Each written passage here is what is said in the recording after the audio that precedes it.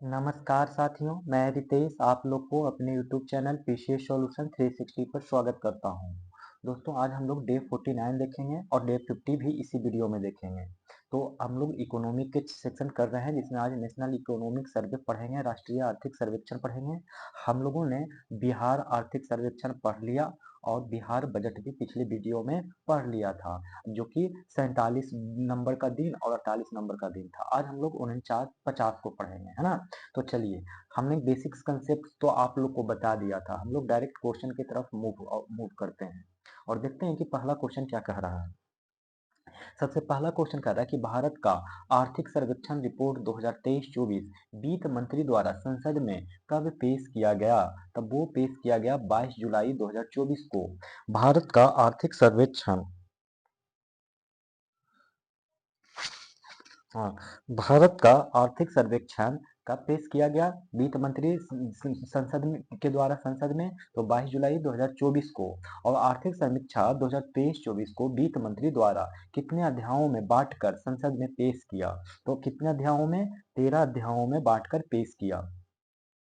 अच्छा, अभी भारत का चीफ इकोनॉमिक एडवाइजर कौन है, तो वो उनका नाम है अनंत भी अनंत नागेश्वरन।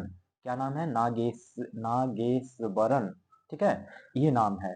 और 1964 के बजट से एक दिन पहले इकोनॉमिक सर्वे आने लगा। कब से, 1964 में। पहले क्या होता था कि एक ही दिन में बजट और सर्वे आ जाता था, लेकिन 1964 के बाद बजट अलग और सर्वे अलग, माने बजट एक दिन सर्वे। पहले सर्वे आता है और फिर बजट आता है।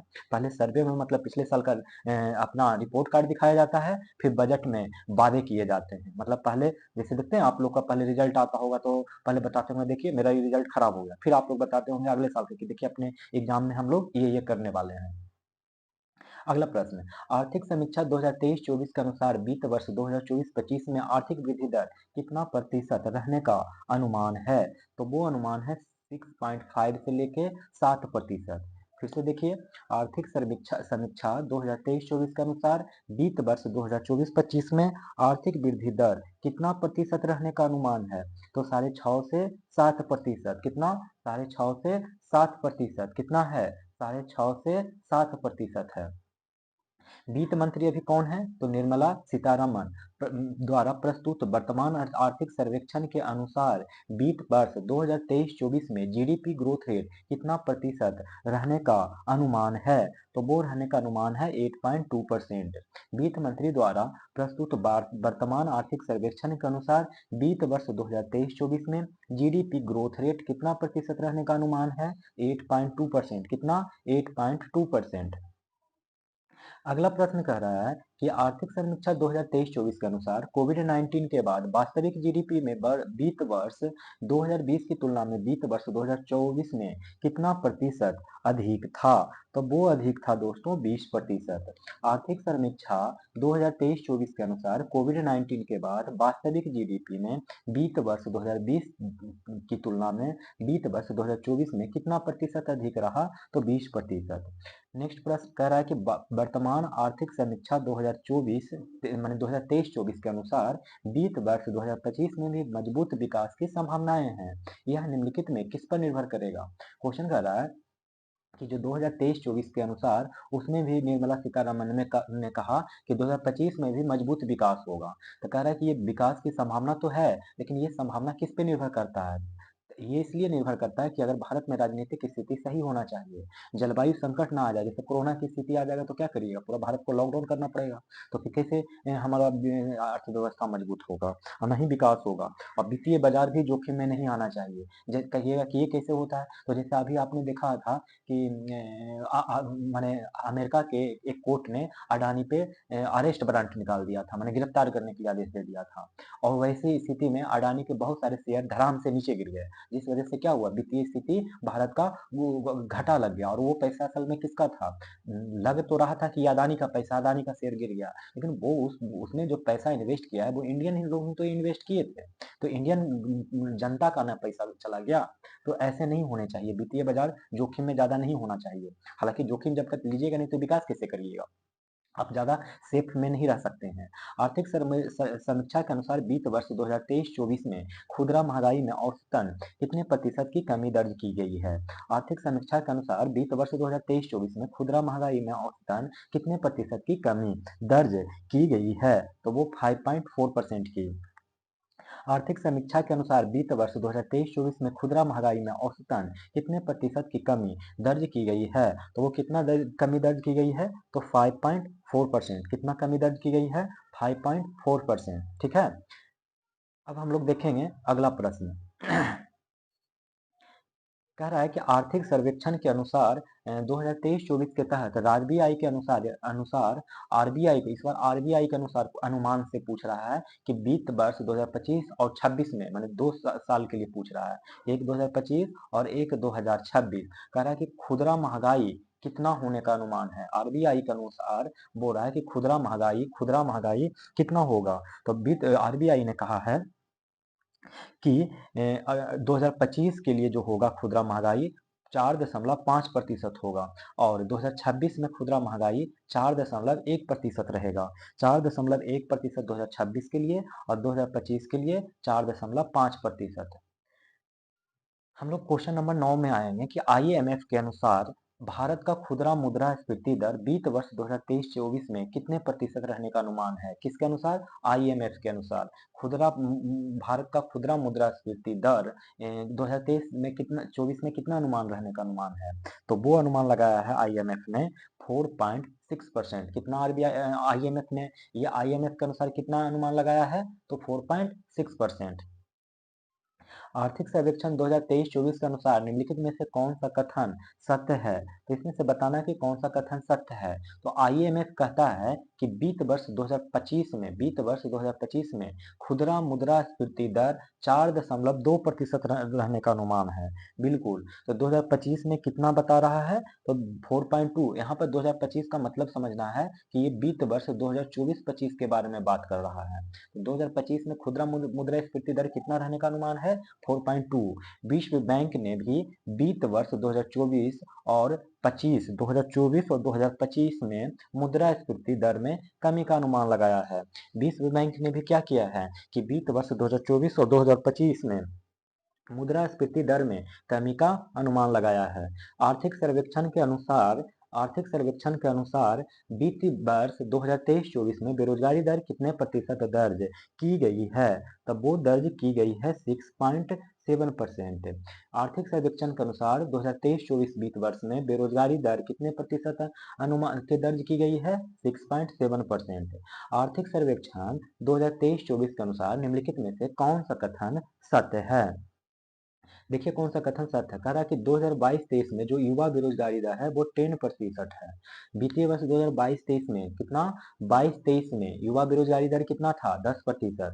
और 2023 के पहले 3 महीनों में शहरी क्षेत्रों में बेरोजगारी दर घटकर 6.7% पर आने की बात की गई है सर्वेक्षण में। 2023 में क्या किया है पहले 3 महीनों में? तो जो शहरी क्षेत्र में बेरोजगारी दर था वो घटकर कितना हो गया है? 6.7%। आर्थिक सर्वेक्षण 2023-24 के अनुसार भारत की जनसंख्या का कुल श्रम बल लगभग कितना करोड़ रुपया है? तब वो है 56.6 करोड़ रुपया। आर्थिक सर्वेक्षण 2023-24 के अनुसार भारत की जनसंख्या का कुल श्रम बल लगभग कितना करोड़ है? 56.6 करोड़। आर्थिक सर्वेक्षण 2023-24 के अनुसार भारत के कुल श्रम बल का कितना प्रतिशत विभिन्न क्षेत्रों में योगदान के संबंध में निम्नलिखित में से कौन सा कथन सत्य है? तब वो कथन सत्य है कि पहला कृषि क्षेत्र में योगदान 45% से अधिक, कृषि क्षेत्र में योगदान है 45% से क्षेत्र से अधिक, निर्माण क्षेत्र में कितना है? 13% से अधिक 13%, और विनिर्माण क्षेत्र में आप लोग को याद रखना है 11.4, और सेवा क्षेत्र में याद रखना है 28.9%। तो कृषि क्षेत्र में योगदान कितना है? तो 45% से अधिक, निर्माण क्षेत्र में 13%, विनिर्माण क्षेत्र में 11.4%, सेवा क्षेत्र में 28.9%। आर्थिक सर्वेक्षण के अनुसार देश में वस्तुओं का व्यापार घाटा वित्तीय वर्ष 2023-24 में कितना रहा? तो वो कितना रहा दोस्तों? तो वो रहा है 240 अरब डॉलर। व्यापार घाटा का मतलब इंपोर्ट एंड एक्सपोर्ट का डिफरेंस, माने इंपोर्ट और एक्सपोर्ट का डिफरेंस यहाँ डिफरेंस का मतलब ये नहीं होता है कि इंपोर्ट माइनस एक्सपोर्ट होता है। यहाँ डिफरेंस का मतलब होता है कि ज्यादा में से कम। अगर कभी इंपोर्ट ज्यादा हो गया तो आप इंपोर्ट माइनस एक्सपोर्ट करेंगे, अगर एक्सपोर्ट ज्यादा हो गया तो एक्सपोर्ट माइनस इंपोर्ट करेंगे। यहाँ ये हुआ है वस्तुओं में व्यापार घाटा का मतलब। और जाहिर सी बात है व्यापार घाटा कैसे होगा, जब आप इंपोर्ट ज्यादा करवाएंगे और एक्सपोर्ट कम करेंगे तो यही हो जाता है व्यापार घाटा। समझ गए ना। और जितना निर्यात करेंगे उतना प्रॉफिट में रहिएगा, ये बात समझ लीजिए जरा। अच्छा, अब हम लोग देखेंगे अगला प्रश्न। कह रहा है कि आर्थिक सर्वेक्षण 2023-24 के अनुसार रिन्यूएबल एनर्जी के संबंध में कौन सा कथन सत्य है। तो रिन्यूएबल एनर्जी के संबंध में देखिए कि कौन सा कथन सत्य है। तो पहले तो देखिए कि पहला क्या कह रहा है कि भारत 2023-30 तक नवीकरणीय ऊर्जा क्षेत्र में लगभग 30.5 लाख करोड़ रुपया निवेश करेगा। तो कितना हो गया, तो भारत जो है 2023 तक नवीकरणीय ऊर्जा क्षेत्र में लगभग 30.5 लाख करोड़ रुपया क्या करेगा, निवेश करेगा। भारत में 2030 तक 500 गीगावाट नवीकरणीय ऊर्जा का उत्पादन करने का लक्ष्य रखा है। तो ये बात बिल्कुल सही है कि भारत में 2030 तक 500 गीगावाट नवीकरणीय ऊर्जा का उत्पादन उत्पादन का लक्ष्य रखा है। और लास्ट पॉइंट कह रहा है कि 2030 तक स्वच्छ ऊर्जा पहल से 230 गीगावाट सौर ऊर्जा और 101 गीगावाट नई नई पवन ऊर्जा स्थापित करके 500 गीगावाट गैर जीवाश्म बिजली उत्पादन किया जाएगा। तो 2030 तक क्या होगा, स्वच्छ ऊर्जा पहल से 238 गीगावाट सौर ऊर्जा। तो 2030 तक स्वच्छ ऊर्जा पहल से 238 गीगावाट सौर ऊर्जा और 101 गीगावाट नई पवन ऊर्जा स्थापित करके 500 गीगावाट गैर जीवाश्मी बिजली उत्पादन किया जाएगा। आर्थिक सर्वेक्षण 2023-24 के अनुसार निम्नलिखित में से आप लोग को बताना है कि कौन सा कथन सत्य है। तो देखिए कि निम्नलिखित में से कौन सा कथन सत्य है। तो इसमें से देखा जाए पहला पॉइंट कि 2023 में से 2023 में से में देश में 92 लाख से अधिक विदेशी पर्यटकों का आगमन हुआ है। तो 2023 में देश में 92 लाख से अधिक विदेशी पर्यटकों का आगमन हुआ है। भारत ने पिछले साल पर्यटन से 2.3 लाख करोड़ रुपए से अधिक की विदेशी मुद्रा अर्जित की है।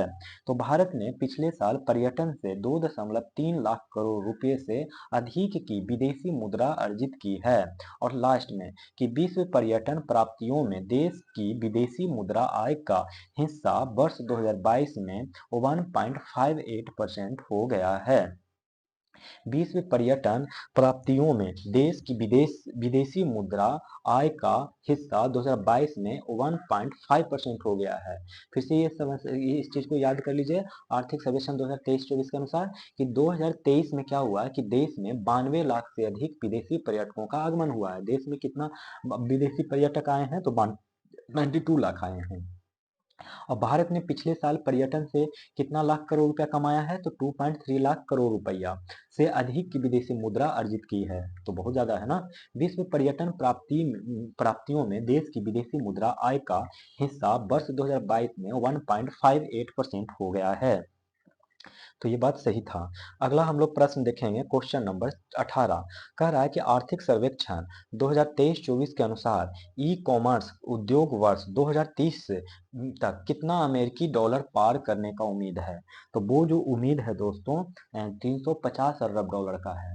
कि आर्थिक सर्वेक्षण 2023-24 के अनुसार ई कॉमर्स उद्योग वर्ष 2030 तक कितना अरब अमेरिकी डॉलर पार करने का उम्मीद है, 350 अरब डॉलर। आर्थिक सर्वेक्षण 2023-24 के अनुसार निजी कॉर्पोरेट पूंजीगत व्यय वित्त वर्ष 2023-24 में कितने प्रतिशत की वृद्धि हुई है। तो वो वृद्धि हुई है 19.8%। आर्थिक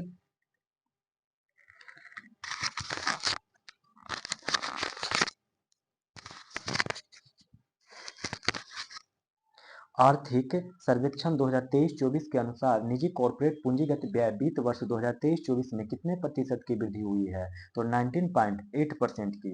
आर्थिक सर्वेक्षण 2023-24 के अनुसार केंद्र और राज्यों के पूंजीगत व्यय वित्त वर्ष 2023-24 में कितने प्रतिशत की वृद्धि हुई है, तो वो वृद्धि हुई है 22.9% की। तो कह रहा है कि आर्थिक सर्वेक्षण 2023-24 के अनुसार केंद्र और राज्यों के पूंजीगत व्यय वित्त वर्ष 2023-24 में कितने प्रतिशत की वृद्धि हुई है। तो वो वृद्धि हुई है 22.9% की। आर्थिक समीक्षा के अनुसार वित्तीय वर्ष 2023-24 में कुल व्यय में पूंजीगत व्यय का हिस्सा कितना प्रतिशत है। तो वो हिस्सा प्रतिशत है 79%। आर्थिक समीक्षा के अनुसार वित्तीय वर्ष 2023-24 में कुल व्यय में पूंजीगत व्यय का हिस्सा कितना प्रतिशत है। 79%। आर्थिक समीक्षा के अनुसार वित्तीय वर्ष 2023-24 में कुल व्यय में राजस्व व्यय का हिस्सा कितना प्रतिशत है। तो वो प्रतिशत है 21%। आर्थिक समीक्षा के अनुसार वित्तीय वर्ष 2023-24 में कुल व्यय में राजस्व व्यय का हिस्सा कितना प्रतिशत है। 21%। आर्थिक सर्वेक्षण 2023-24 के अनुसार भारत कैसी अर्थव्यवस्था वाला देश है। तो वो देश है, भारत एक उच्च विकास और निम्न मुद्रास्फीति वाला अर्थव्यवस्था है। तो आर्थिक सर्वेक्षण 2023-24 के अनुसार भारत कैसी अर्थव्यवस्था वाला देश है। तो भारत एक उच्च विकास और निम्न मुद्रास्फीति वाला अर्थव्यवस्था है। आर्थिक सर्वेक्षण 2023-24 के अनुसार विश्व सेवा निर्यात में भारत का सेवा निर्यात का हिस्सा कितना प्रतिशत है। तो वो है 4.3%। आर्थिक सर्वेक्षण 2023-24 के अनुसार विश्व सेवा निर्यात में भारत की सेवा का निर्यात का हिस्सा कितना प्रतिशत है। 4.3%। आर्थिक सर्वेक्षण 2023-24 के अनुसार विश्व के दूरसंचार, कंप्यूटर और सूचना सेवा निर्यात में भारत का स्थान कितना है। तो वो है दूसरा। आर्थिक सर्वेक्षण 2023-24 के अनुसार विश्व के दूरसंचार, कंप्यूटर और सूचना सेवा निर्यात में भारत का स्थान कितना है। दूसरा। आर्थिक सर्वेक्षण 2023-24 के अनुसार चाइना प्लस वन स्ट्रेटजी में से भारत को कैसे लाभ हो सकता है। तो वो लाभ हो सकता है चीन से प्रत्यक्ष विदेशी निवेश को बढ़ावा देकर।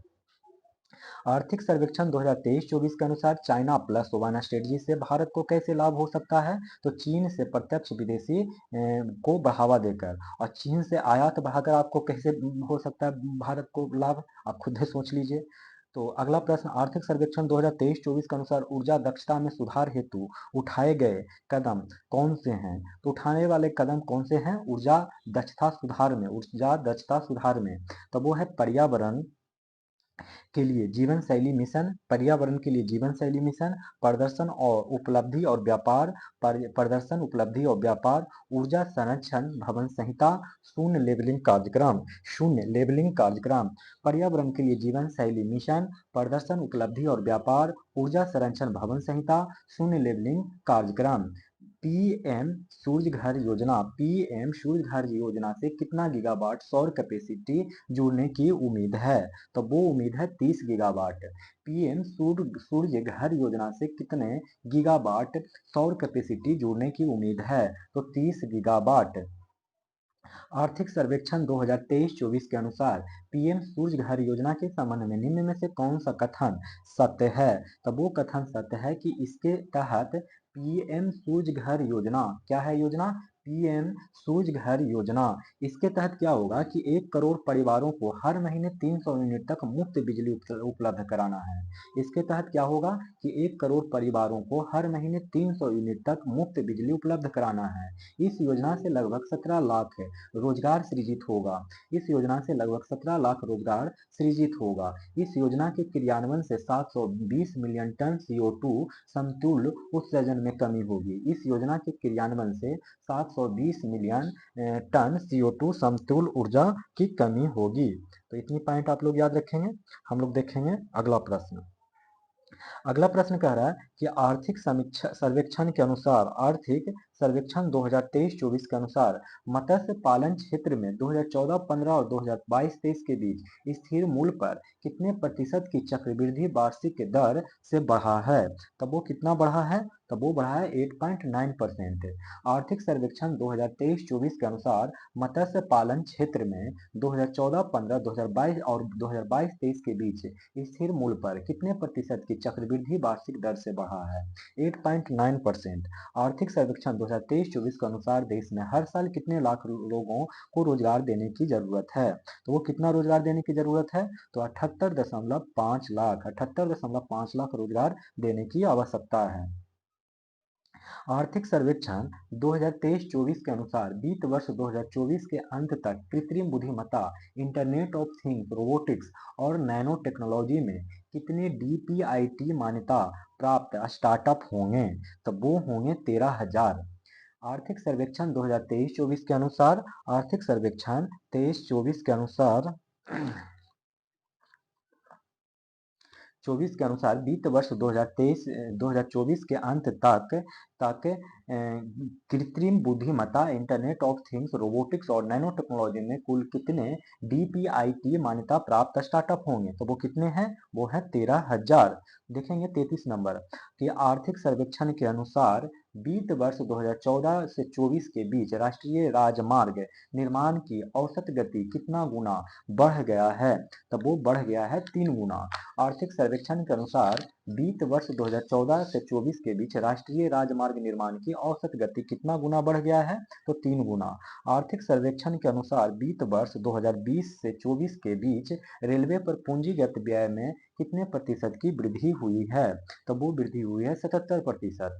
आर्थिक सर्वेक्षण के अनुसार वित्त वर्ष 2020 तथा 2024 के बीच रेलवे पर पूंजीगत व्यय में कितने प्रतिशत की वृद्धि हुई है? 77%। वित्त वर्ष 2024 में कितने हवाई अड्डों पर नए टर्मिनल भवन बनाए जाने की बात आर्थिक सर्वेक्षण 2023-24 में की गई है? तब वो किया गया है 21। कितना? 21। तो वित्त वर्ष 2024 में कितने हवाई अड्डों पर नए टर्मिनल भवन बनाए जाने की बात किया गया आर्थिक सर्वेक्षण में? तो 21 किया गया है।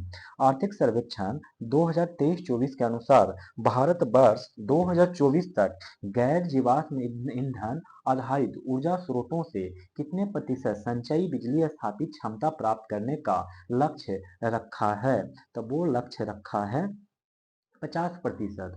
आर्थिक सर्वेक्षण 2023-24 के अनुसार भारत वर्ष 2024 तक गैर जीवाश्म ईंधन आधारित ऊर्जा स्रोतों से कितने प्रतिशत संचयी बिजली स्थापित क्षमता प्राप्त करने का लक्ष्य रखा है? 50%। आर्थिक सर्वेक्षण 2023-24 के अनुसार मार्च 2024 के अंत तक कितना गीगावाट अक्षय ऊर्जा स्थापित की जाएगी? तब वो किया जाएगा 190.57 गीगावाट। 190.57 गीगावाट। आर्थिक सर्वेक्षण 2023-24 के अनुसार मार्च 2024 के अंत तक कितना गीगावाट अक्षय ऊर्जा स्थापित की जाएगी? तब वो किया जाएगा 190.57 गीगावाट। अब देखेंगे 38 नंबर कह रहा है कि आर्थिक सर्वेक्षण 2023-24 के अनुसार उजाला योजना के कारण वार्षिक ऊर्जा बचत कितना किलोवाट हुई है? तब वो हुआ है 48.42 बिलियन किलोवाट। कितना हुआ है? 48.42 बिलियन किलोवाट। अगला प्रश्न देखेंगे कि आर्थिक सर्वेक्षण 2023-24 के अनुसार प्रसाद योजना के तहत कितने नए तीर्थ और विरासत स्थलों की पहचान की गई है? तब वो किया गया है पहचान की गई है। तब वो किया गया है दोस्तों 29। कितना? 29। आर्थिक सर्वेक्षण 2023-24 के अनुसार प्रसाद योजना के तहत कितने नए तीर्थ और विरासत स्थलों की पहचान की गई है? तो 29। आर्थिक सर्वेक्षण 2023-24 के अनुसार स्वदेश दर्शन 2.0 के तहत कितना करोड़ रुपए का परिव्यय किया जाएगा? तब वो किया जाएगा 3800 करोड़ रुपया। आर्थिक सर्वेक्षण 2023-24 के अनुसार स्वदेश दर्शन 2.0 के तहत कितना करोड़ रुपया का परिव्यय किया जाएगा? 3800 करोड़ रुपया। आर्थिक सर्वेक्षण 2023-24 के अनुसार त्वरित सिंचाई लाभ कार्यक्रम 2016-14, 2016 से 24 के दौरान कितना हेक्टेयर अतिरिक्त सिंचाई क्षेत्र का सृजन किया गया है? तब वो किया गया है 25.80 लाख हेक्टेयर। आर्थिक सर्वेक्षण 2023-24 के अनुसार त्वरित सिंचाई लाभ कार्यक्रम 2016 से 2024 के दौरान कितना हेक्टेयर अतिरिक्त सिंचाई क्षेत्र का सृजन किया गया है? तो 25.80 लाख हेक्टेयर। आर्थिक सर्वेक्षण 2023-24 के अनुसार निम्नलिखित में से कौन सा कथन सत्य है? तो वो कथन सत्य है दोनों, कि आर्थिक सर्वेक्षण 2023-24 के अनुसार भारत के पास 55 सक्रिय अंतरिक्ष परिसंपत्तियां हैं। तो भारत के पास कितना सक्रिय अंतरिक्ष परिसंपत्तियां है? तो 55 सक्रिय अंतरिक्ष संपत्तियां हैं। 2.11 लाख ग्राम पंचायतों को OFC यानी ऑप्टिकल फाइबर केबल से जोड़ा जाएगा। तो 2.11 लाख ग्राम पंचायतों को OFC ऑप्टिकल फाइबर केबल से जोड़ा जाएगा। आर्थिक सर्वेक्षण 2023-24 के अनुसार व्यापक भारत AI मिशन के लिए कितना करोड़ रुपया स्वीकृत है? तो वो कितना स्वीकृत है? तो वो है 10,300 करोड़ रुपया। आर्थिक सर्वेक्षण 2023-24 के अनुसार व्यापक भारत AI मिशन के लिए कितना करोड़ रुपया स्वीकृत है? 10,300 करोड़ रुपया। 2023-24 के अनुसार वित्त वर्ष 2024 में राजकोषीय घाटा सकल घरेलू उत्पाद का कितना प्रतिशत है? तो वो है 5.6%। कितना है? 5.6%। आर्थिक सर्वेक्षण 2023-24 के अनुसार वित्त वर्ष 2024 में राजकोषीय घाटा सकल घरेलू उत्पाद का कितना प्रतिशत है? तो 5.6% है। आर्थिक सर्वेक्षण 2023-24 के अनुसार वित्त वर्ष 2024 में राजस्व घाटा सकल घरेलू उत्पाद का कितना प्रतिशत है? तब वो कितना प्रतिशत है? तो वो है 2.6%। आर्थिक सर्वेक्षण 2023-24 के अनुसार वित्त वर्ष 2024 में राजस्व घाटा सकल घरेलू उत्पाद का कितना प्रतिशत है? 2.6%। आर्थिक सर्वेक्षण 2023-24 के अनुसार वित्त वर्ष 2024 में प्राथमिक घाटा सकल घरेलू उत्पाद का कितना प्रतिशत है? तो ये वाला है दोस्तों 2%। आर्थिक सर्वेक्षण 2023-24 के अनुसार वित्त वर्ष 2024 में प्राथमिक घाटा सकल घरेलू उत्पाद का कितना प्रतिशत है? तो वो है 2%। आर्थिक सर्वेक्षण 2023-24 के अनुसार कर संग्रह के रूप में प्रत्यक्ष कर एवं अप्रत्यक्ष कर के रूप में कितना कर क्रमशः संग्रहित किया जाता है? तब वो किया जाता है 55% और 45%, है ना। तो प्रत्यक्ष कर कितना है? 55%। अप्रत्यक्ष कर 45%। तो प्रत्यक्ष कितना हो गया दोस्तों संग्रह किया जाता है? तो 55%। और अगर अप्रत्यक्ष कर की बात किया जाए तो वो हो जाएगा 45%। ठीक है। और आर्थिक सर्वेक्षण 2023-24 के अनुसार चालू वित्त वर्ष 2024 में महंगाई दर बढ़कर कितना प्रतिशत हो गया है? तब वो हो गया है 7.5%। कितना हो गया है? 7.5%। अनुसार चालू वित्त वर्ष 2024 में खाद्य महंगाई दर बढ़कर कितना प्रतिशत हो गई है? तब वो हो गया है 7.5%। आर्थिक सर्वेक्षण के अनुसार वित्त वर्ष 2023-24 में वैश्विक वस्तु निर्यात में भारत की हिस्सेदारी कितने प्रतिशत है? तब वो प्रतिशत है 1.8%। कितना प्रतिशत है? तो 1.8%। अमृतकाल की विकास रणनीति के लिए आर्थिक सर्वेक्षण 2023-24 में निम्नलिखित क्षेत्रों में किसका उल्लेख किया गया है? तो इसमें देखा जाए तो सभी चीज का उल्लेख कर दिया गया है कि अमृतकाल के विकास रणनीति के लिए आर्थिक सर्वेक्षण 2023-24 में निम्नलिखित क्षेत्रों में किसका उल्लेख किया गया है? तो किया गया है निजी निवेश को बढ़ावा देना, निजी निवेश को बढ़ावा देना और MSME को का विस्तार करना और विकास इंजन के रूप में कृषि विकास इंजन के रूप में क्या है? तो कृषि है। और हरित संक्रमण के वित्त पोषण, हरित संक्रमण के वित्त पोषण, शिक्षा, रोजगार अंतर को पाटना, राज्यों की क्षमता का निर्माण करना, राज्यों की क्षमता का निर्माण करना और शिक्षा शिक्षा क्या है? ये शिक्षा रोजगार अंतर को पाटना। ठीक है। तो ये बात इतना आप लोग याद रखिएगा। ठीक है। अब देखेंगे हम लोग यहाँ पे अगला प्रश्न। अगला प्रश्न नहीं, ये इकोनॉमिक्स सर्वे तो भारत वाला खत्म हो गया। अब हम लोग भारत के बजट पे चलेंगे। ठीक है। तो चलिए हम लोग भारत के बजट पे को शुरू करते हैं।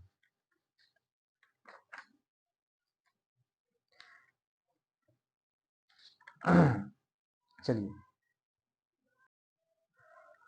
तो देखिए ये है 50वां दिन का चल रहा है और इकोनॉमी में केंद्रीय बजट 2024-25। तो केंद्रीय बजट को 2024-25 को देख लेते हैं कि कैसे कैसे इसको किया जाएगा। तो पहला क्वेश्चन कह रहा है कि मोदी सरकार के तीसरे कार्यकाल का पहला बजट 23 जुलाई 2024 को संसद में किनके द्वारा पेश किया गया। तो वो किया गया है निर्मला सीतारमण के द्वारा। मोदी सरकार के तीसरे कार्यक्रम का पहला बजट 23 जुलाई 2024 को संसद में किनके द्वारा पेश किया गया। तो निर्मला सीतारमण के द्वारा। केंद्रीय बजट 2024-25 में विकसित भारत लक्ष्य का रोड मैप हेतु कितने मुख्य जातियों पर ध्यान केंद्रित है। तो वो है 4। केंद्रीय बजट 2024-25 में विकसित भारत लक्ष्य का रोड मैप हेतु कितने मुख्य जातियों पर ध्यान केंद्रित है। तो 4। अगला प्रश्न तीसरा नंबर का देखिए कि केंद्रीय बजट 2024-25 में विकसित भारत, अगर 2024-25 में बनाते हैं विकसित भारत, तो उसके लक्ष्य का रोड मैप हेतु मुख्यतः किन जातियों पर ध्यान केंद्रित किया गया है। तब वो केंद्रित किया गया है गरीब पर भी, युवा पर भी, अन्नदाता पर भी, महिलाएं पर भी। केंद्रीय बजट 2024-25 में विकसित भारत लक्ष्य का रोड मैप हेतु मुख्यतः किन जातियों पर ध्यान केंद्रित किया गया है। तो गरीब, युवा, अन्नदाता और महिलाएं पर। विकसित भारत के लिए केंद्रीय बजट 2024-25 में कितनी प्राथमिकताएं निर्धारित है। तो वो निर्धारित है 9। कितना है 9। विकसित भारत के लिए केंद्रीय बजट 2024-25 में कितनी प्राथमिकताएं निर्धारित है। तो वो कितना है तो 9 है। ठीक है 9 है। अगला प्रश्न हम लोग देखते हैं। अगला प्रश्न कह रहा है कि निर्मला सीतारमण द्वारा केंद्रीय बजट 2024-25 संसद में पेश किया गया। यह इनके द्वारा संसद में पेश किया गया। तो कौन सा बजट था। तो ये बजट नंबर कितना नंबर था। तो 7वां था। निर्मला सीतारमण के द्वारा 7वीं बार बजट को पेश किया गया है। अगला प्रश्न छठा नंबर, भारत सरकार द्वारा वित्तीय वर्ष 2024-25 के लिए कितनी धनराशि का बजट पेश किया गया है। तब वो पेश किया गया 48.2 लाख करोड़ रुपया। भारत सरकार द्वारा वित्तीय वर्ष 2024-25 के लिए कितनी धनराशि का बजट पेश किया गया है। तो 48.21 लाख करोड़ रुपया। भारत सरकार द्वारा वित्तीय वर्ष 2024-25 का बजट पिछले वर्ष की तुलना में कितने करोड़ रुपया अधिक है। तो वो अधिक है 3.18 लाख करोड़ रुपया। भारत सरकार द्वारा वित्तीय वर्ष 2024-25 का बजट पिछले वर्ष की तुलना में कितने करोड़ रुपया अधिक है। तो कितना अधिक है तो 3.18 लाख करोड़ रुपया अधिक है। केंद्रीय बजट 2024-25 केंद्रीय बजट 2024-25 भारत के लिए निम्नलिखित में से कौन सी प्राथमिकता शामिल की गई है। तो कौन सी प्राथमिकता शामिल की गई है दोस्तों। तो इसमें से जो देख रहे हैं ना सारा का सारा प्राथमिकता शामिल की गई है। तो चलिए याद कर लीजिए। याद क्या करिएगा कि कृषि में उत्पादकता का अनुकूलन, माने कृषि को जोड़ लीजिए और इसमें समझ लेना है कि इसको उत्पादकता और अनुकूलता ध्यान देना है। फिर एगो रोजगार, अब जब रोजगार किसी को कैसे मिलेगा तो कौशल प्रशिक्षण देना ही पड़ेगा। तो रोजगार और कौशल प्रशिक्षण। फिर मानव संसाधन विकास, इसका समावेशी विकास करना, माने सबका क्या करना, मानव संसाधन विकास मतलब समावेशी, और इसके साथ साथ सामाजिक न्याय होना चाहिए। विनिर्माण और सेवाएं भी होना चाहिए। शहर का विकास करना चाहिए। ऊर्जा सुरक्षा होना चाहिए। अवसंरचना पर ध्यान देना चाहिए। नव परिवर्तन अनुसंधान और विकास, नव परिवर्तन अनुसंधान और विकास माने कुछ हमेशा नए चीजों को खोज करना है और अगली पीढ़ी में सुधार करना है। अब ऐसा नहीं कि अगली पीढ़ी को नशा के लत में कर दिए। अब कहिएगा कि अगला पीढ़ी में कैसे नशा को कोई सरकार कर सकता है। तो करते रहे हैं मोदी सरकार, कहिए कैसे। जितने भी बच्चा लोग है उस सबको सोशल मीडिया से जोड़ दिया गया है। सोशल मीडिया मैंने मोबाइल उसके हाथ में डाल दिया गया है। तो वो पीछे पीढ़ी बर्बाद हो रहा है। अब कहिएगा कैसे। अब कोई बेचारा मोबाइल बच्चा लोग देख रहा है तो सर अपना झुका के देख रहा है। आप सोचिए 24 आवर्स में उसके सर मोबाइल की तरफ झुके ही रहते हैं, करीब करीब 10 घंटे के आसपास। और उसको अगर 10 घंटे मोबाइल के स्क्रीन पे कोई आंख देखेगा तो उसका आंख खराब हो जाएगा, उसका दिमाग में हाइपरटेंशन होने लगेगा। अब उसको कोई भी माँ बाप बोलते हैं कि बेटा ये कर लो ये पढ़ लो तो चिड़चिड़ाया हुआ नजर आता है। तो अगली पीढ़ी आपको कैसा हो रहा है। आप बार बार एक ही मोबाइल को स्क्रीन को मुड़ी झुका के देखते रहेंगे तो आपके जो गर्दन है वहां पे मोच भी हो सकता है आपके डीएनए तक चेंज हो जाए। ऐसा पॉसिबल है? ऐसा मत समझिए कि आप क्या क्या बोल रहे हैं। वो एक दिन में ये सब म्यूटेशन संभव है भी नहीं। आप लोग जानते हैं कि हम लोग जो अभी होमोसेपियन में है, इसके पहले हम लोग क्रो मैग्नन थे। तो वो वहां से मतलब जो तब्दीली हुआ है, तो कुछ ना कुछ तो ऐसा चीज हुआ होगा। जैसे हम लोग का पहले पूंछ हुआ करता था, अब हो सकता है कि वो पूंछ नीचे ना होकर हमारे गर्दन में आ जाए, या फिर कुछ और हो जाए। तो चीजें बदलता रहता है, ऐसा आप नहीं बोल सकते हैं। तो यही बोला जा रहा है कि अगली पीढ़ी में सुधार करना है। जैसे जैसे कि आप कहिए कैसे, तो ठीक है, अभी भारत सरकार ने कुछ नहीं किया है ऐसा, जैसा अभी मैं बोल रहा हूँ। लेकिन नॉर्वे की सरकार, ऑस्ट्रेलिया की सरकार और स्वीडन की सरकार, ये तीनों ने तो कर रखा है। नॉर्वे ने तो कह रखा है कि 15 साल का जो बच्चा होगा उसको तो मोबाइल छूना ही नहीं है। और इधर स्वीडन वाले लोग ने कह रखा है कि भाई देखो, जो बच्चा 3 साल के अंदर हो, मुझे कंफर्म डेट याद नहीं है कि 3 साल है या कि 5 साल है, कि उससे कम साल के बच्चे को तो मोबाइल छूने ही नहीं देना है, दिखाना ही नहीं है। तो नॉर्वे स्वीडन ने ये कर रखा है। वही ऑस्ट्रेलिया ने कहा है कि लग रहा है हमको भी कि अपने देश में ना सारे बच्चों को उम्र सिर्फ सीमित करना चाहिए, मतलब कोई ऐसा उम्र फिक्स कर दें जिसके नीचे बच्चे न मोबाइल को न छुएं। अब देखिए, जो सीबीएसई वाले स्कूल हैं, या बहुत सारे ऐसे सीबीएसई आईसीएसई वाले इंग्लिश स्कूल हैं, वो लोग भी अब कह रहे हैं कि छुट्टी के दिनों में हम स्कूल छुट्टी दे देते हैं, और जिससे क्या होगा कि हमारा इलेक्ट्रिसिटी बच जाएगा, बहुत सारा चीजें बच जाएगा, आप लोग घर पे रह के पढ़ाई करो। भाई बच्चे को दे दिए हो मोबाइल, उसके पेरेंट्स दे दिए हैं कि मोबाइल मेरा बेटा स्कूल में पढ़ेगा, लेकिन वो वीडियो चालू हो जाता है गूगल मीट पे, और इधर बच्चे लोग क्या कर रहे होते हैं, आराम से पबजी खेल रहे होते हैं, या जो भी फ्री फायर वगैरह जो भी गेम्स है वो खेल रहे होते हैं। तो इसी को कहा जाता है कि अगली पीढ़ी में क्या करना है, सुधार करना है। 9 नंबर का प्रश्न देखिए, केंद्रीय बजट 2024-25 के अनुसार अगले 2 वर्षों में कितने किसानों को प्राकृतिक खेती से जोड़ा जाएगा? तो वो जोड़ा जाएगा 1 करोड़। केंद्रीय बजट 2024-25 के अनुसार अगले 2 वर्षों में कितने किसानों को प्राकृतिक खेती से जोड़ा जाएगा? 1 करोड़। केंद्रीय बजट 2024-25 के अनुसार प्राकृतिक कृषि हेतु कितनी आवश्यक आधारित जैव आदान संसाधन केंद्र स्थापित किया जाएगा? तब वो किया जाएगा 10,000 केंद्रीय बजट 2024-25 के अनुसार प्राकृतिक कृषि हेतु कितनी आवश्यकता आधारित जैव आदान संसाधन केंद्र स्थापित किया जाएगा? तो 10,000। केंद्रीय बजट 2024-25 के अनुसार निम्नलिखित में से कौन सा कथन सत्य है? तो देखते हैं कौन सा कथन सत्य है। पहला कह रहा है कि सरसों, मूंगफली, तिल, सोयाबीन, सूरजमुखी जैसी तिलहनों पर आत्मनिर्भरता, सरसों, मूंगफली, तिल, सोयाबीन और सूरजमुखी, क्या क्या? सरसों, मूंगफली, तिल, सोयाबीन, सूरजमुखी, एक तरीके से देखिए सबसे तेल निकाले जाते हैं। और इन तिलहनों पर आत्मनिर्भरता होना है, मैंने भारत अभी इन सबको परचेज नहीं करना चाह रहा है अदर कंट्री से। दूसरा कह रहा है कि किसानों की खेती बाड़ी के लिए 32 कृषि और बागवानी फसलों की 109 नई उच्च पैदावार वाली और जलवायु अनुकूल किस्में जारी की जाएगी। तो वो किया जाएगा, ये दोनों ही सही है कि किसानों की खेती-बाड़ी के लिए 32 कृषि और बागवानी फसलों की 100 नई उच्च पैदावार वाली और जलवायु अनुकूल किस्में जारी की जाएगी।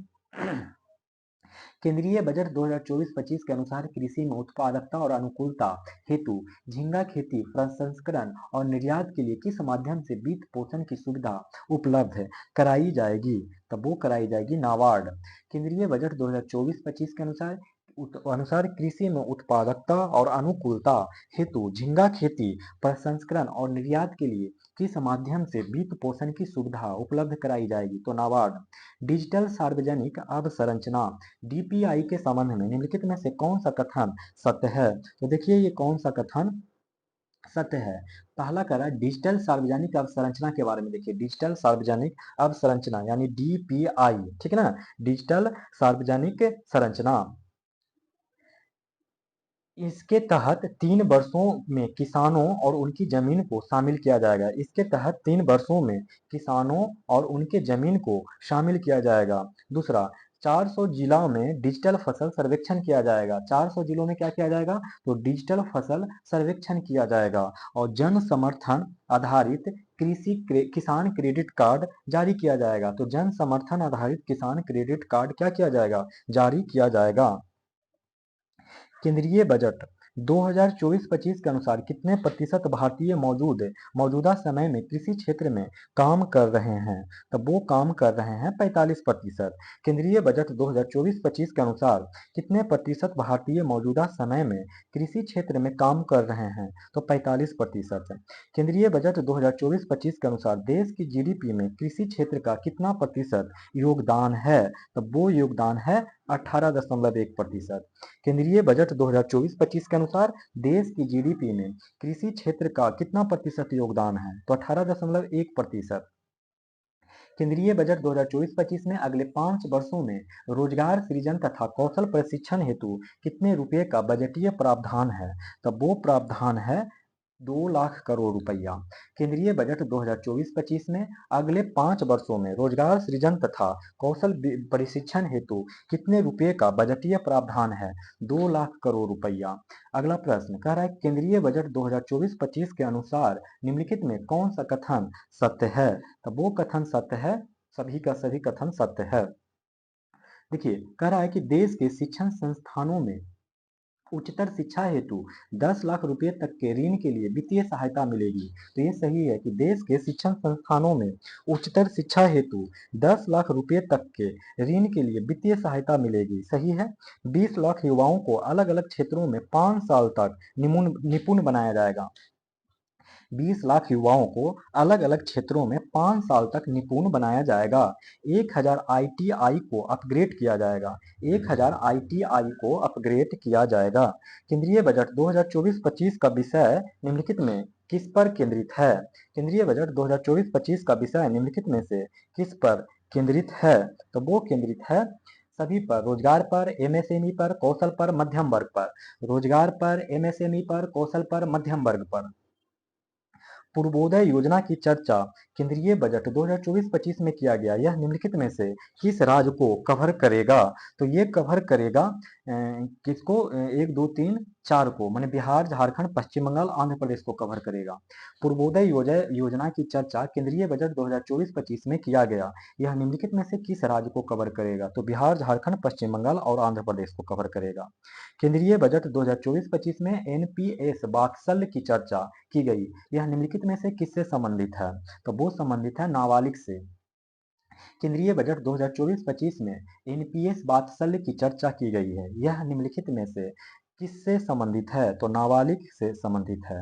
केंद्रीय बजट 2024-25 के अनुसार 25,000 ग्रामीण बस्तियों के सभी मौसम में कनेक्टिविटी प्रदान करने के लिए प्रधानमंत्री ग्राम सड़क योजना का कौन सा चरण शुरू किया जाएगा? तो वो चरण शुरू किया जाएगा चौथा चरण। केंद्रीय बजट 2024-25 के अनुसार 25,000 ग्रामीण बस्तियों को सभी मौसम में कनेक्टिविटी प्रदान करने के लिए प्रधानमंत्री ग्राम सड़क योजना का कौन सा चरण शुरू किया जाएगा? तो चौथा चरण।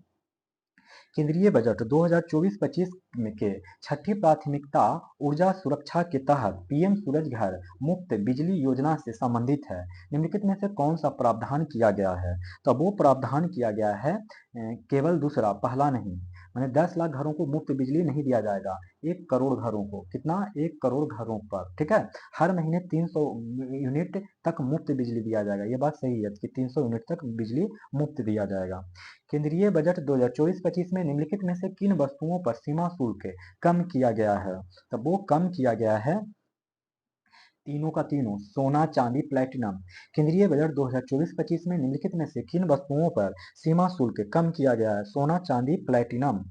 केंद्रीय बजट 2024-25 के अनुसार निम्नलिखित में से कौन सा कथन सत्य है? तो इसमें से देखा जाए कि कौन सा कथन सत्य है, तो देखिए बताते हैं कि कौन सा कथन सत्य है। इसमें सभी कथन देखिए सही है, तीनों का तीनों। कह रहा है कि सोना और चांदी पर सीमा शुल्क घटाकर 6% कर दिया गया। ये बिल्कुल सही है कि सोना और चांदी पर सीमा शुल्क घटाकर 6% कर दिया गया। प्लेटिनम पर सीमा शुल्क घटाकर 6.4% कर दिया गया। तो प्लेटिनम पर सीमा शुल्क घटाकर 6.4% कर दिया गया है। और mobile phone, mobile printed circuit assembly और मोबाइल चार्जर पर मूल्य सीमा शुल्क घटाकर 15% कर दिया गया। ये भी सही है कि mobile phone, mobile printed circuit assembly और मोबाइल चार्जर पर भी मूल्य सीमा शुल्क घटाकर 15% कर दिया गया है। केंद्रीय बजट 2024-25 के अनुसार भारत के किस क्षेत्र में इंडिया पोस्ट पेमेंट बैंक की 100 शाखाएं स्थापित की जाएगी? तो वो 100 शाखाएं कौन है जो स्थापित की जाएगी? तो पूर्वोत्तर क्षेत्र में। केंद्रीय बजट 2024-25 के अनुसार भारत के किस क्षेत्र में इंडिया पोस्ट पेमेंट बैंक की 100 शाखाएं स्थापित की जाएगी? पूर्वोत्तर क्षेत्र में। केंद्रीय बजट 2024-25 के अनुसार सरकार द्वारा प्रधानमंत्री जनजातीय उन्नत ग्राम अभियान शुरू किए जाने की घोषणा की गई है। इसमें कुल कितने गांव शामिल होंगे? तब वो कितने गांव शामिल होंगे? तब वो हो जाएंगे 63,000 गांव। केंद्रीय बजट 2024-25 के अनुसार सरकार द्वारा प्रधानमंत्री जनजातीय उन्नत ग्राम अभियान शुरू किए जाने की घोषणा की गई है। इसमें कुल कितने गांव शामिल होंगे? तो 63,000। केंद्रीय बजट 2024-25 में तरुण श्रेणी के तहत मुद्रा ऋण की सीमा को मौजूद 10 लाख से बढ़ाकर कितना लाख रुपए किए जाने की घोषणा की गई है? तब वो घोषणा की गई है 20 लाख। केंद्रीय बजट 2024-25 में तरुण श्रेणी के तहत मुद्रा ऋण की सीमा को मौजूद 10 लाख से बढ़ाकर कितना लाख किए जाने की घोषणा की गई है? तो 20 लाख। केंद्रीय बजट 2024-25 में निम्नलिखित में से कौन सा कर समाप्त कर दिया गया है? तो केंद्रीय बजट 2024-25 में निम्नलिखित में से कौन सा कर समाप्त कर दिया गया है? तो वो कौन सा कर है जो समाप्त कर दिया गया है? तो एंजल टैक्स को समाप्त कर दिया गया है। केंद्रीय बजट जो 2024-25 है उसमें निम्नलिखित में से कौन सा कर समाप्त कर दिया गया है? तो एंजल टैक्स समाप्त कर दिया गया है।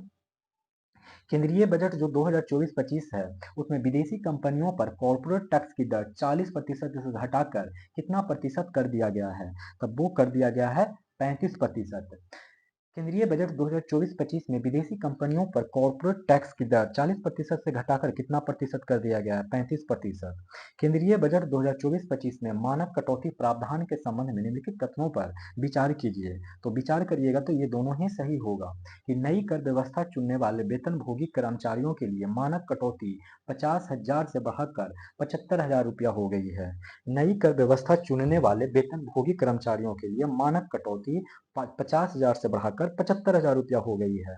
और पेंशन भोगियों के लिए पारिवारिक पेंशन पर मानक कटौती 15,000 रुपये से बढ़ाकर 25,000 रुपया कर दी गई है। तो पेंशन भोगियों के लिए पारिवारिक पेंशन पर मानक कटौती 15,000 से रुपया से बढ़ाकर 25,000 रुपया कर दी गई है। आयुष्मान भारत प्रधानमंत्री जन आरोग्य योजना के लिए वित्त वर्ष 2024-25 में कितने करोड़ रुपए का बजटीय प्रावधान है? तो वो है 7300 करोड़ रुपया। आयुष्मान भारत प्रधानमंत्री जन आरोग्य योजना के लिए वित्त वर्ष 2024-25 में कितने करोड़ रुपए का बजटीय प्रावधान है? तो 7300 करोड़ रुपया।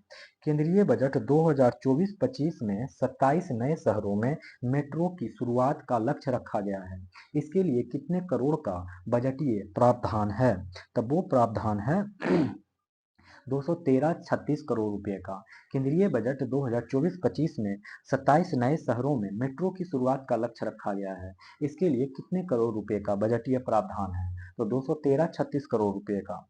महात्मा गांधी राष्ट्रीय ग्रामीण रोजगार गारंटी योजना के लिए वित्त वर्ष 2024-25 में कितने करोड़ रुपए का बजटीय प्रावधान है? तो वो प्रावधान कितना है? तो 86,000 करोड़ रुपया का। महात्मा गांधी राष्ट्रीय ग्रामीण रोजगार गारंटी योजना के लिए वित्त वर्ष 2024-25 में कितने करोड़ रुपए का बजटीय प्रावधान है? 86,000 करोड़ रुपया। प्रधानमंत्री किसान सम्मान निधि के लिए वित्त वर्ष 2024-25 में कितने करोड़ रुपए का बजटीय प्रावधान है? तब वो प्रावधान कितना है? तब वो है 60,000 करोड़ रुपया का। प्रधानमंत्री किसान सम्मान निधि के लिए वित्त वर्ष 2024-25 में कितने करोड़ रुपया का बजटीय प्रावधान है? तो 60,000 करोड़ रुपया का। केंद्रीय बजट 2024-25 में अमृत मिशन के लिए कितना करोड़ रुपए का आवंटन है? तो वो है 8,000 करोड़ रुपया। केंद्रीय बजट 2024-25 में अमृत मिशन के लिए कितना करोड़ रुपए का आवंटन है? तो 8,000 करोड़ रुपया। ठीक है। अब देखिए केंद्रीय बजट 2024-25 के अनुसार प्रमुख मदों के लिए व्यय से संबंधित सूची को सुमेलित कीजिए। तो वो सुमेलित कीजिएगा तो क्या होगा? तो वो हो जाएगा ए मतलब कि रक्षा के लिए कितना 45,400 मतलब 45 47 73 ये इतना करोड़ रुपया खर्च किया जाएगा रक्षा पर। तो ग्रामीण विकास पे कितना किया जाएगा? तो 265,808 है 265,808 है 265,808 ग्रामीण विकास पर। कृषि एवं संबंधित कार्यकलाप पे 151,851। कृषि एवं संबंधित कार्यकलाप पे 151,851। शिक्षा पे 125,638 125,638 शिक्षा पे 125,638 शिक्षा पे खर्च किया जाएगा। एक तरफ देखिए स्कीम है और दूसरी तरफ उस पे खर्चा किया गया है, मतलब कितना खर्च किया गया है स्कीम पर। तो ये क्वेश्चन नंबर 37 में देखिए क्या इसका आंसर हो जाएगा। इसका जो आंसर हो जाएगा वो हो जाएगा डी। डी में ना SRQP, SRQP, चलिए याद करवाते हैं SRQP। मतलब अनुसंधान और विकास परियोजना पर कितना खर्च किया जाएगा, तो 1200 करोड़ रुपया। तो अनुसंधान और विकास परियोजना पर कितना खर्च किया जाएगा, तो 1200 करोड़ रुपया। और नाभिकीय ऊर्जा परियोजना पर 22288, ऐसे भी देख लीजिए, टू का क्यू होता है ना 8, यानी 3 गो 2 है तो टू गुना टू 2 4 8, तो ऐसे याद रख लीजिए 222 8, मतलब टू का क्यू 8। नाभिकीय ऊर्जा पर कितना खर्च किया जाएगा, 2। और नाभिकीय को कैसे कोरिलेट करेंगे 2 को, तो जानते हैं कि नाभिकीय जब विखंडन होता है तो उसके एक एटम 2 एटम में टूटते हैं, ये तो पता है। तो यही 2 टूटा, कितनी बार टूटा जी इस प्रकार से, तो समझिए कि 3 बार टूटा, ठीक है, ऐसे करके याद रख लीजिए। तो नाभिकीय ऊर्जा 22228, अनुसंधान और विकास परियोजना 1200 करोड़ रुपया।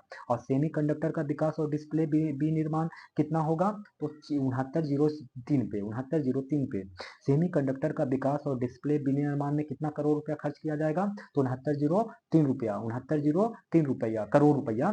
तो सेमी कंडक्टर का विकास और डिस्प्ले विनिर्माण पर कितना खर्च किया जाएगा, तो 6903 रुपया। और सौर ऊर्जा ग्रिड ऊर्जा पर 10,000 करोड़ रुपया। सौर ऊर्जा ग्रिड पर कितना खर्च किया जाएगा, तो 10,000 करोड़ रुपया खर्च किया जाएगा। केंद्रीय बजट 2024-25 के अनुसार भारत का कुल राजस्व प्राप्तियां कितना अनुमानित है, तो वो कितना अनुमानित है, तो 312 करोड़, 312 करोड़ रुपया इतना खर्च किया जाएगा। राजस्व प्राप्तियां होगा, खर्च नहीं किया जाएगा, राजस्व प्राप्ति होगा भारत सरकार को। केंद्रीय बजट 2024-25 के अनुसार भारत का कुल पूंजीगत प्राप्ति, माने पूंजीगत प्राप्ति से कितना मिलेगा भारत को, तो वो मिलेगा 169 सॉरी एक 1691 करोड़ रुपया, 1691 करोड़ रुपया। तो केंद्रीय बजट पर कितना खर्च होगा, सॉरी केंद्रीय बजट 2024-25 के अनुसार भारत के पास कितना पूंजीगत प्राप्ति होगा, तो 1691 312 करोड़ रुपया। और राजकोषीय घाटा का अनुमान कितना लगाया गया है भारत सरकार का, तो 161 करोड़ रुपया राजकोषीय घाटा होगा भारत सरकार का।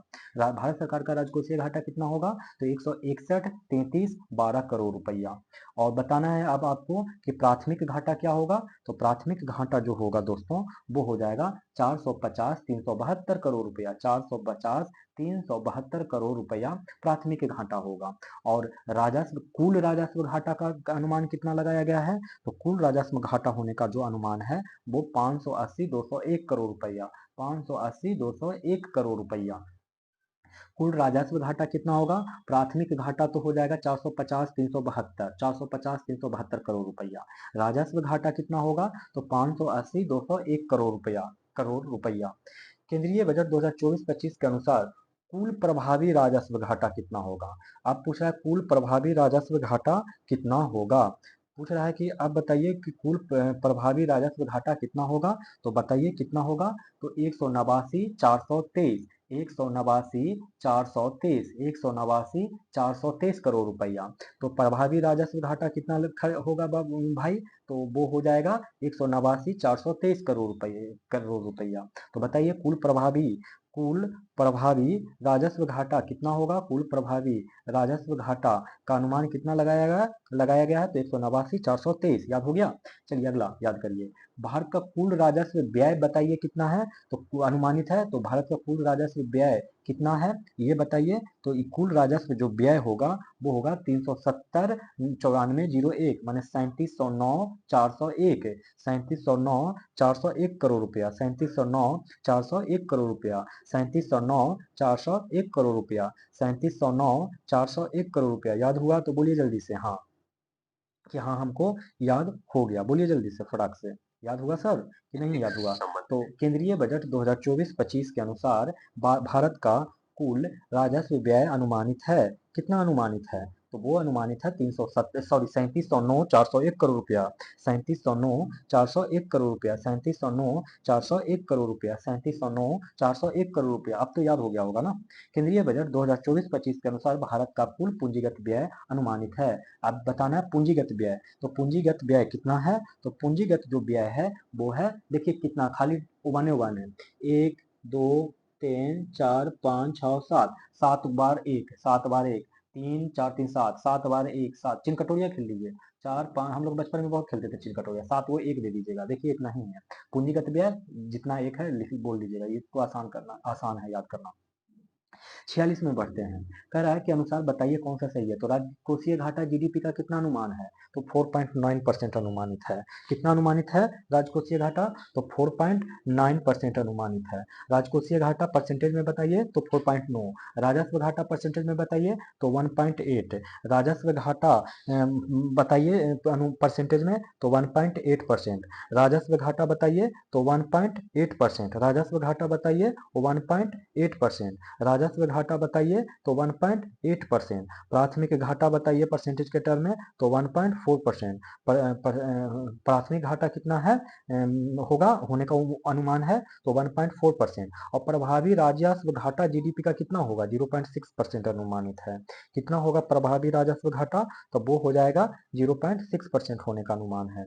बिहार के विकास परियोजनाओं के लिए केंद्र सरकार द्वारा आम बजट 2024-25 के तहत कितनी धनराशि की घोषणा की गई है, तो वो कितना धनराशि की घोषणा की गई है, तो 594,009 करोड़, 594,009 करोड़, 594, ऐसे याद रख लीजिए, 59, नहीं यही ठीक है, 594,009 करोड़, 594,009 करोड़, 594,009 करोड़, 594,009 करोड़ याद रखिए। कितनी धनराशि का घोषणा की गई है, किसके लिए, तो बिहार की विकास परियोजनाओं के लिए, बिहार के विकास परियोजनाओं के लिए केंद्र सरकार द्वारा कितना घोषित किया गया, तो 594,009 करोड़ रुपया। केंद्रीय बजट 2024-25 के अनुसार निम्नलिखित में से कौन सा कथन सत्य है, तो बताइए कि कौन सा कथन सत्य है। पहला कह रहा है कि बिहार में 3 सड़क एक्सप्रेसवे तथा पुल परियोजनाओं के लिए 26,000 करोड़ रुपए का बजटीय प्रावधान है। तो 26,000 करोड़ रुपए का बजटीय प्रावधान है बिहार में 3 सड़क एक्सप्रेसवे और पुल परियोजनाओं के लिए। 3 सड़क एक्सप्रेसवे और पुल परियोजनाओं के लिए 26,000 करोड़ रुपए का बजटीय प्रावधान है। बिहार में बिजली परियोजनाओं के लिए 214 माने 21,400 करोड़ रुपए का बजटीय प्रावधान है। 21,400 करोड़ रुपए का बजटीय प्रावधान है बिजली परियोजनाओं के लिए। बिहार में जो बिजली परियोजना चलेगा उसके लिए 21,400 करोड़ रुपया का प्रावधान है।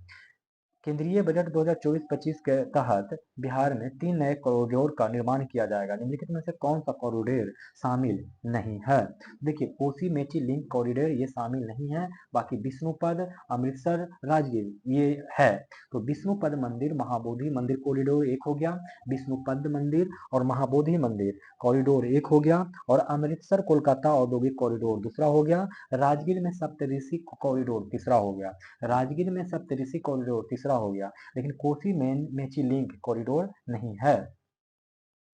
लास्ट सवाल देखिए कि कह रहा है कि केंद्रीय बजट 2024-25 के अनुसार निम्नलिखित कथनों पर विचार कीजिए और विचार करके बताइए कि कौन सा कथन सही है। तो देखिए पहला पॉइंट कह रहा है कि बिहार में नई सिंचाई परियोजना के लिए 11,500 करोड़ रुपया का बजटीय प्रावधान है। अगर बिहार में नई सिंचाई परियोजना के लिए कितना प्रावधान है, तो 11,500 रुपया। फिर 35 जो कि भागलपुर में है, बिजली पावर प्लांट 2400 मेगावाट बनेगा। 2400 मेगावाट बनेगा, इसमें 800 से 8,000 मेगावाट की 3 यूनिट है। तो ये बात बिल्कुल ही सही है कि पीरपैंती भागलपुर में बिजली पावर प्लांट 2400 मेगावाट बनेगा, इसमें 800 मेगावाट की 3 यूनिट बनाए जाएंगे, और 3 यूनिट बनाए जाएंगे 800 मेगावाट के। अमृतसर कोलकाता औद्योगिक केंद्र का मुख्यालय गया में बनेगा। अमृतसर कोलकाता औद्योगिक केंद्र का मुख्यालय गया में बनेगा। काशी विश्वनाथ कॉरिडोर के तर्ज पर बिहार में विष्णुपद महाबोधि कॉरिडोर विकसित किया जाएगा। काशी विश्वनाथ कॉरिडोर के तर्ज पर बिहार में विष्णुपद महाबोधि कॉरिडोर विकसित किया जाएगा। तो ये तीनों ही सही था। तो दोस्तों इस तरीके से हमने भारत सरकार का बजट भी खत्म कर दिया, भारत सरकार का इकोनॉमिक सर्वे भी खत्म कर दिया। ये मेरा आखिरी वीडियो था। अब हमारा कोई भी बीपीएससी से 70 से रिलेटेड कोई अच्छे मतलब अब कोई बढ़िया वीडियो नहीं आने वाला है। मतलब अगर कभी आ भी गया तो थोड़े बहुत ऐसे ही कुछ छूट मुट जाएगा, उसको लाऊंगा। अब कोई मतलब अब ये मेरा कंक्लूड हो गया। तो जो मैंने जितना वादा किया था मैंने पूरा कर दिया। कुछ लोग का वादा आप लोग कहेंगे कि इकोनॉमिक्स का तो वादा किए थे, वो काहे नहीं पूरा किए। तो बात ऐसा है कि उसे उतना पढ़िएगा ना, 500 क्वेश्चन का डिस्कशन करने में हमको कम से कम तो 5 6 7 8 घंटा लग जाएगा। वो 7 8 घंटा हमको भी लगेगा, आप लोग को भी उसको करने में टाइम लगेगा। जब हमको 7 8 घंटा लगेगा तो उसका प्रिपरेशन करने में भी तो हमको लगेगा 5 6 घंटा, उससे ज़्यादा ही लगेगा, 10 घंटा लग जाएगा। यानी हम आप खुद को लिए 17 18 घंटा परेशान करेंगे, और फिर आप लोग भी आप उसको करने में कम से कम 17 18 घंटा टाइम लगाइए दीजिएगा। तो संभव नहीं है कि इस टाइम पे हम बर्बाद करें समय और आप भी अपना समय बर्बाद करें, क्योंकि उससे मात्र 2 से 3 नंबर का ही क्वेश्चन बनेगा। और जो इकोनॉमिक्स से क्वेश्चन बनेंगे वो तो यही है जो मैं भी करवा रहा हूँ। तो इससे क्वेश्चन ज़्यादा बनेंगे। देखिए 10 से 12 क्वेश्चन आएगा इकोनॉमिक्स में, जिसमें से 7 8 क्वेश्चन जितना मैंने करवा रखा हूँ ना उससे से लड़ेगा। और एक बात और बता दूं, जो मैंने केजीएस का मैंने लिया है 100 क्वेश्चन 150 क्वेश्चन का इकोनॉमिक्स, और जो मैंने एडिटोरिया वाला जूनियर टेस्ट सीरीज का करवाया हूँ 150 क्वेश्चन का, ये दोनों अगर कर लेते हैं तो ये जो 10 से 12 क्वेश्चन है ना पूरे के पूरे बन जाएंगे। आप लोग ज़्यादा टाइम पास ना करें, हमने भी सोच समझ के मटेरियल को रखा। और कहिएगा कि आपने बायोलॉजी साइंस में प्रखर बैच का डाला है और फिजिक्स और केमिस्ट्री आपने नहीं डाला है। देखिए पकड़े गए ना। तो देखिए एक्चुअली में हम डाल देते, हम बना भी लेते। ऐसा नहीं है कि मुझे फिजिक्स और केमिस्ट्री नहीं आता, बिल्कुल आता है, क्योंकि मैं इंजीनियर हूँ, मुझे फिजिक्स केमिस्ट्री बहुत अच्छे से आता है, जितना आप सोच भी नहीं सकते हैं। पर बात ये है कि अगर मैं पढ़ाने लगूँ फिजिक्स केमिस्ट्री तो बहुत लंबा हो जाएगा, बहुत लंबे लंबे वीडियो बना दूंगा, क्योंकि सारे कंसेप्ट मैं समझा दूंगा, क्योंकि मुझे सब ही आता है, कुछ भी ऐसा नहीं है कि जो मुझे नहीं आता है। लेकिन प्रॉब्लम है ना कि मैं अब बोल रहा हूँ कि ऑलरेडी एडिटोरिया पर एक मैम है जो हमसे ज़्यादा पढ़ाने के मामले में एक्सपीरियंस है, जो खुद पढ़ा रही हैं और बहुत अच्छे से पढ़ा रही हैं। उनके फ्री वीडियो भी आ रहे हैं यूट्यूब पे। तो हमारे चैनल पे आपको आके टाइम वेस्ट करने से अच्छा है कि आप मैम की क्लास कर लीजिए, बहुत अच्छे पढ़ा रही हैं, इसमें कोई दो राय नहीं है। तो जाइए आप लोग फिजिक्स केमिस्ट्री वहां से पढ़ लीजिए, मैंने बायोलॉजी का बना दिया है, उनके आने से पहले ही मैंने यूट्यूब पे जब वो यूट्यूब पे आ रही थी एडिटोरिया पे, तो उससे पहले ही मैंने वीडियो बना दी, इसलिए मैंने अपलोड कर दिया था। अब इसलिए मैंने फिजिक्स केमिस्ट्री को मैंने छोड़ दिया और इकोनॉमिक्स को छोड़ने का कारण मैंने बता दिया। तो अब देखा जाए कि जो मैंने वादा किया था कि एडिटोरिया के सारे मटेरियल आप लोग पे सामने पेश कर दूंगा, तो मैंने पेश कर दिया, ठीक है ना। अब आप लोग अच्छे से सारे वीडियोस को 4 से 5 बार पढ़ें। मैंने करंट अफेयर्स भी कर दिया, जून का टेस्ट सीरीज भी 15 को सेक्शनल वाला कर दिया, फिर मैंने प्रपुरा प्रखर बैच खत्म कर दिया। और अब आपको क्या चाहिए जरा बताइए। बिहार स्पेशल के लिए मैंने देखिए आस्था भी डाल दिया, अब आपको क्या चाहिए जरा बताइए। कुछ भी तो नहीं चाहिए ना।